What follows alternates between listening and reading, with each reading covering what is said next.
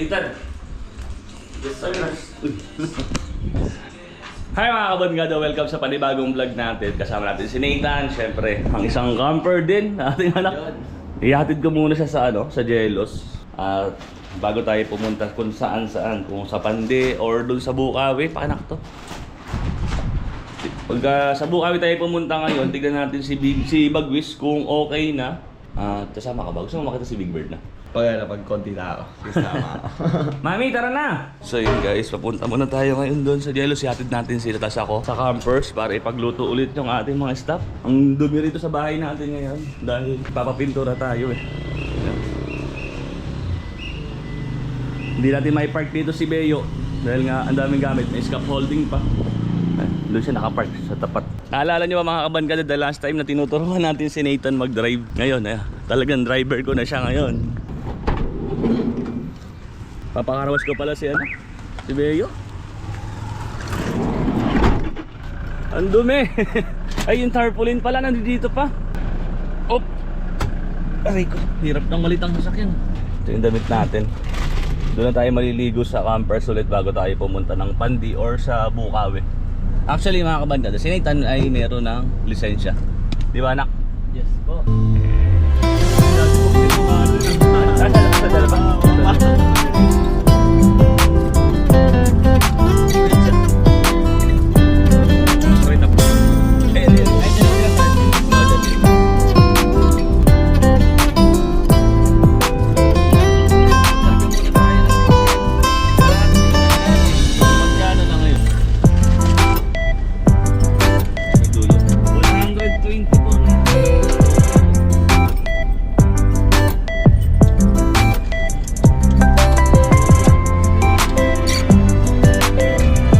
Dati ko saan aabutin yung 3,000. Dati full tank yan eh. Ilan liters? 2,000 na. 16 liters pa lang oh. Kaya, maabot kaya ng 150 per liter. Pero may supply na tayo ngayon. May makukuha na tayo. So yun pala. Bali yung 3,000 na yun, 24 liters. So yun guys, dito na tayo sa campers ako, kayo jealous. Bye bye. Sa kabila naman siya. Doon siya. Ikaw Nathan, doon din? Jealous din, sir. Jealous ka rin? Ay, dumuduty nga pala si Nathan doon. Kasi kailangan mo ng pambili ng... Sabay na di. Oo. Bye-bye. Ganyan ka-sweet yung anak ko na yan. Eh, dali naman na to, bebe. Pakibaba itong dalawa. Kahit na matanda na, natitis pa din yan. Lalo kapag ka, naglalambing. Pag kailangan ng pera, magkiki sa daddy. Time check. 10. Saglit lang lutuin yan. Malinis na yung pwesto na ito. Naluluto mo ko lang natin. Gotong Batangas. Gusto mo ba? Oo nga. Gusto ko rin. Sige. May nag-request na i-stop eh.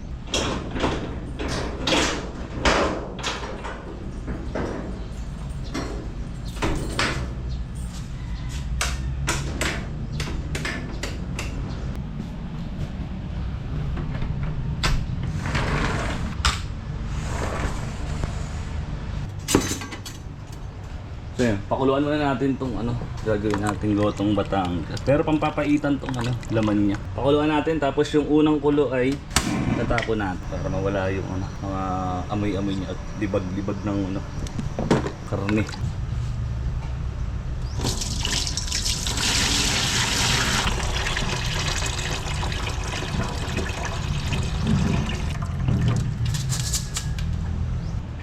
Lagyan natin ang asin. Paminta.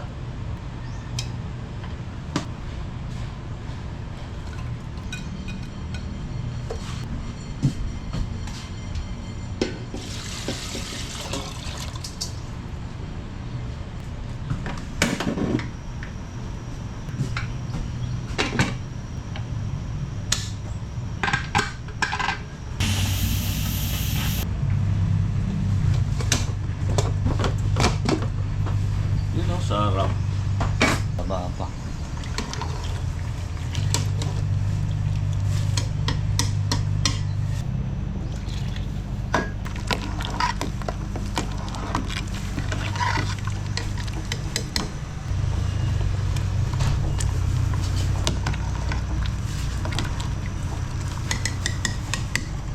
Dagdagan natin ng maraming sibuyas. mas maraming sibuyas, mas masarap.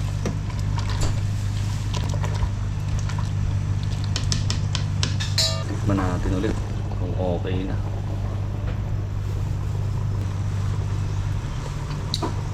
Goods na to. Dahil tayo ay nagugutom na. Mauna na tayo sa kanila. Sarap nito.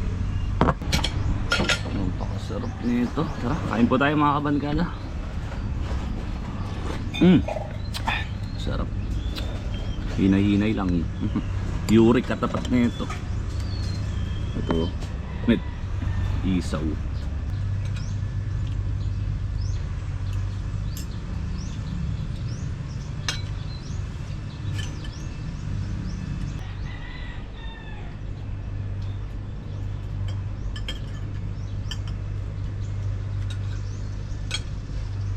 Siyempre ngayon i-update ko kayo, pupunta tayo ngayon sa Pandi, Bulacan para bisitahin ulit si Big Bird. Halos 1 week na rin nung huli tayo nagpunta ron. At siguro may malaki na yung pagbabago ulit dun sa ating camper van.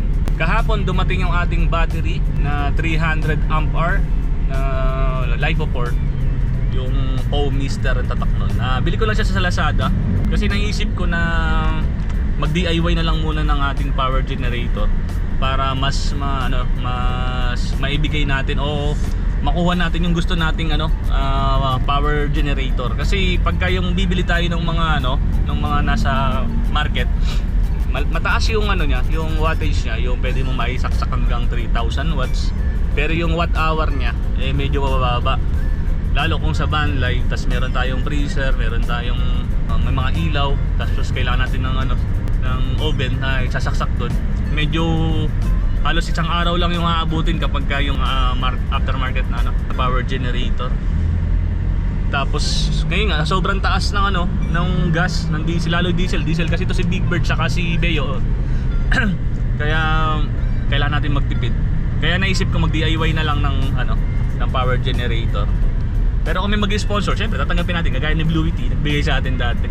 Ngayon hindi pa natin ulit nakakausap si Bluity. Pero mas maganda pa rin yung meron talaga tayong sariling power supply. Yung gagawin natin na power generator, magagamit din natin yun sa bahay kapag kagaya ngayon, di ba, may crisis nga tayo sa sa langis. Baka kasi magkatotoo yung sinasabi nila na magkakaroon ng malawakang brownout or blackout. Mahihirapan tayo. Ang iniisip ko nga yung sa coffee shop natin, kasi syempre ang laki ng kinakain na konsumo nung coffee machine natin, nasa 3,800 watts yun. Tapos meron pa tayong mga freezer saka chiller. So yun, medyo nag-overthink tayo ngayon kung ano yung mangyayari sa mga susunod na buwan, dahil hindi pa rin tumitigil yung yung gera. Napakalaking epekto sa atin yun. Lalo syempre sa mga nagninegosyo na kagaya ko, mahirap yun na mawala ng kuryente. Number 1 na kailangan yun sa isang coffee shop, sa mga kainan, lalo sa mga industrial, kailangan talaga ng kuryente. So sana, wag naman sanang mangyari na magkaroon nga ng malawakang brownout. Pero syempre kailangan natin maging Boy Scout, kaya unahan na natin. Tapos bumili na rin nga tayo ng battery dahil nagkakaubusan ngayon sa Lazada, sa Shopee. Pangkaraniwan mapag-order ka ng LiFePort na battery, puro pre-order tapos 30 days bago dumating. Buti na lang yung supplier yung seller na nabilan natin sa Lazada, 3 days lang pinapak na nila. Ibig sabihin meron pa silang meron pa silang stock. Tapos sa mga susunod na video papakita ko sa inyo kung paano yung ginawa natin doon. Ang gagamitin lang naman natin doon mga kabankada na pinaka-inverter yung dati nating Bluity, yung bigay ni Bluity na EB3A, which is 600 watts siya. So yung rep natin ay 65 watts lang naman yun.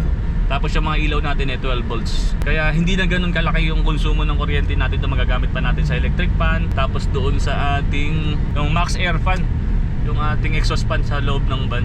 Tapos ang plano nga natin, kapag nagawa na si Big Bird, ay pupunta tayo sa mga iba't ibang bayan. Habang nagkakam tayo, magtitira rin tayo ng kape saka ng ating egg drop.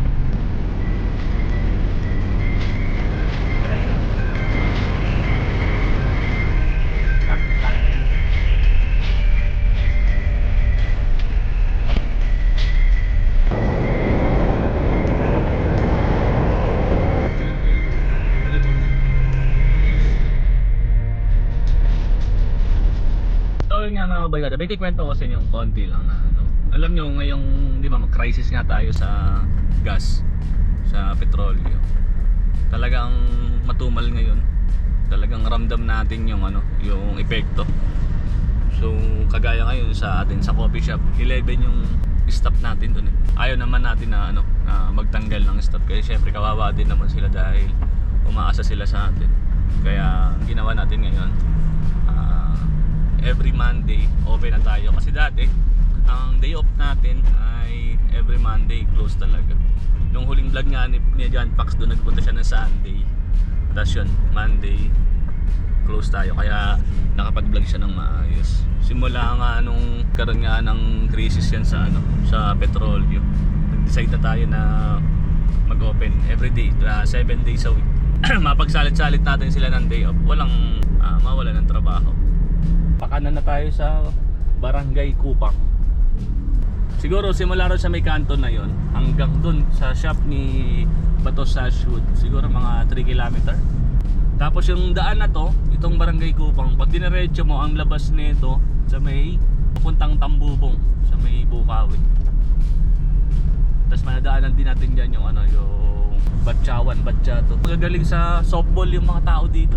Pangkaraniwan pala na negosyo dito mga kabadkada, yung ano, naghihito sila. Maraming hito rito sa ano eh, sa Pandi.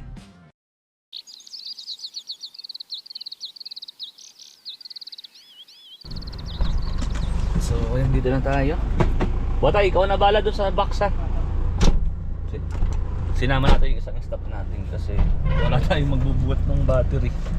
Magaan lang naman yung kaya ni Botay, kaya mo ba yan? Opo, sir. Magsalita ka ng punto niya sa Hagon, oy. Pwede na nga po sa Hagon. Lagi na lang ang bahay. Yan ang gusto ko kay Botay eh. Puntong Bulakenyo eh. Ano? Dali natin yung Louis T. Ang liit ni Botay, tapos yung battery sa kanya, tapos tuloy yung Blue Witting maliit. Ito yung gagamitin natin na ano, na pinaka-inverter niya. Saka na lang tayo mag-upgrade. Tipid-tipid muna tayo ngayon. Itong ano, EB3A, ano to eh, 600 watts. Eh yung rep natin, ano lang naman yun, 65 watts. Tapos yung mga ilaw natin sa loob ni Big Bird, 12 volts lang naman yun. Hindi naman ganun kalakas, kaya pwede na to. Pansimula, pang startup. Medyo nakakapagod talaga dito maglakad. Wala kasi tayong exercise. Bas, okay lang. Dito na tayo kay Labat oh. May bagong van na naman oh. Mukhang may set up na naman si Marlito ah. Silipin natin si Big Bird. Meron na tayong ano pang kitchen na yun ah. Ay, tol, kamusta? Ito yung isa sa gumagawa dito. Lagi ito nakikita sa nakapapanood sa ano ni Bato eh. Ano to bro? Pull out? Pull out na doon. Pull out. Makato niya naman, napakapulido ni Kuyang gumawa oh. Kailan kaya ito matatapos? Palagay mo.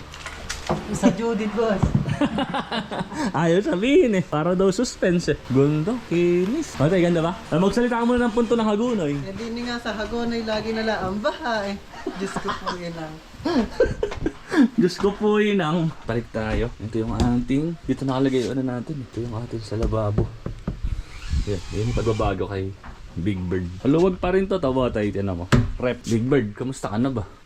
Puro alikabok na siya oh. Puro alikabok na si Big Bird. Papadetail natin to bago tayo bago natin ibiyahe. Ganda lang. Ito gagawin natin pinaka-inverter muna. 600 watts naman to. Tapos ito yung Battery. 300 amp hour. Bali, ano dyan din yung one para dito. Positive, negative, tapos dito bro. Lalagay tayo inverter dyan. Dito na. Ito na gagamitin. Oo. Bali bro, kasi may nagsinabi sa akin ni Bro Alex. Ganun lang daw. Ano yan? Basta charge lang yan. Oh, direct lang siya. Dito sa Nasa solar. Oo, pero positive negative lang, direct na. Pero kung malalagyan ng fuse, okay. Kung hindi naman okay. Nakita ko naman kasi pwede naman. Direct na dito siya sa may. Eto bro. Dito. Di ba gumagawa din siya ng electric siya? Solar. Negative, tapos direct na yan. Ano siya, bali? Oo, sa solar kasi ito, saka sa ganito. Nakakita ka sa ganito ginamit. Na ganyan. Ano? Eh, nakita ko. Saka ganito rin ginawa ni Alex, ni Gas Camping. Ganyan din ginawa. Okay na. Ito yung dalawa.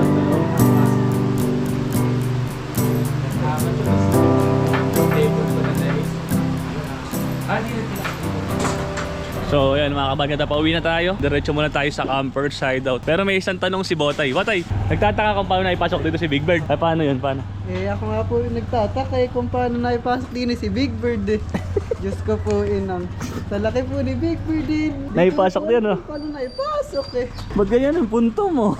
Bulakenyo eh, no? Ayun, hiningal ako. Mga ano yan, 500 meters. Simula dito sa main road. Ay, pag fishball muna tayo. Meron akong pinupuntahan sa Malolos. Pakasarap ng fishball doon. Tapos, mga nagpi-fishball doon, mga nagmi-merienda doon. Puro doktor, saka nurse. Sa ano yun Sacred Heart. Daan tayo doon. Ang ganung punto talaga ng Bulacan. Agonoy, Bobo, saka Bulacan. Ano ba?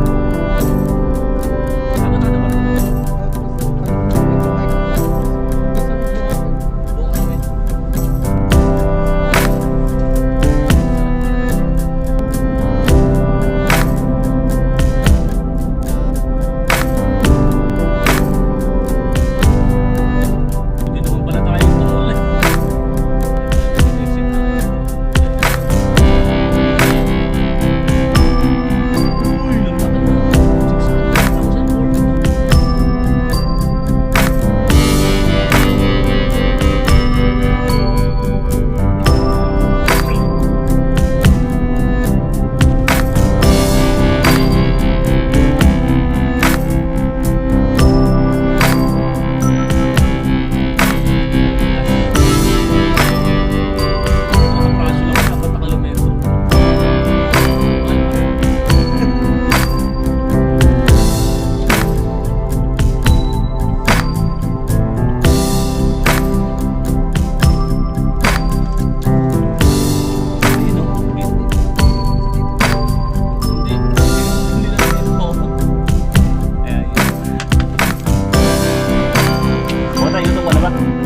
Parang po. Yan tayo. Hindi na masarap na fishball.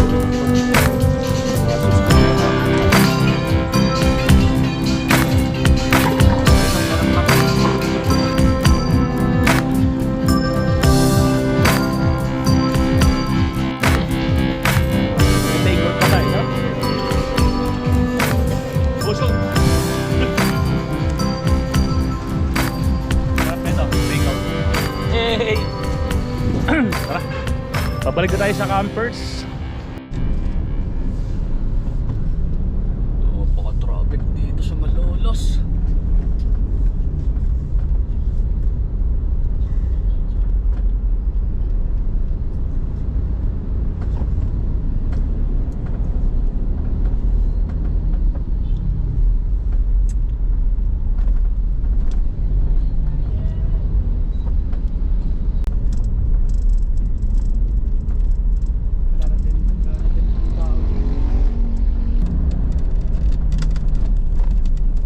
Hindi, lahat naman ng establishment ngayon talagang matumot kahit sa Jello Street. Parang magandang bilhin ngayon e-bike.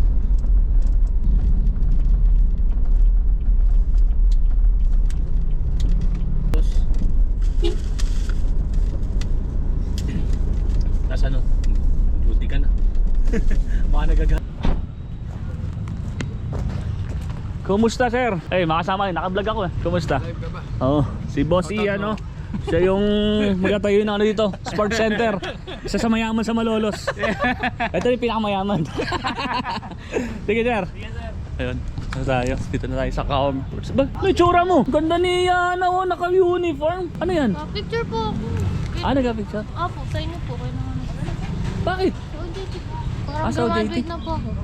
Ay, magpipicture pala kami para sa sa kanyang OJT. Gagraduate ka ba anak? Opo. Hindi. Sigurado ka gagraduate ka pa niyan? Hindi po yata. Tara, marami yata tao. So magkakape tayo, order tayo. Para may sarili tayong baso. Sir, pa-order sir. Hi sir. Nagdala akong sarili kong baso eh. Isang ice americano long black. Devil latte sir. Devil latte. Sure. Devil latte po. For Bantana. Devil latte. Yes sir. By Bam.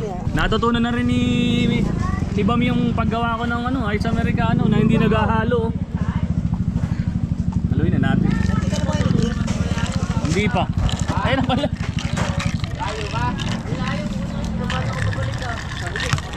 Sarap.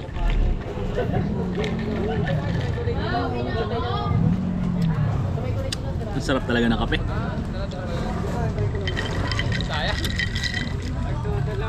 Kuya. Dito na pala si Chris. Yo! Yung kasama natin sa sa Bicol Loop. Huwag tayo matatapos si Big Bird. Mga April 20. Abot naman yung tagpuan. Abot. Yun, pagkatapos si Big Bird mga kabankada, diretso tayo ng Tagpuan, Year 5. Yun, sa mga pupunta ron, kita-kits tayo para makita nyo kung ano yung kinalabasan ng ating camper van. Nakaka-excite yun pag nakita nyo. Sobrang solid. Para ka lang nasa bahay. Magtitinda ba tayo, Ana? Ayun, abangan nyo si Ana. Magtitinda kami doon ng egg drop. Saka ng ano ba? Ano magtitinda natin? Soda. Kita-kits tayo doon mga kabankada. Tapos yun. Hanggang dito na lang yung video natin ngayong araw na to. At medyo nakakapagod na rin. So hanggang sa mga susunod nating vlog. Kita-kits ulit.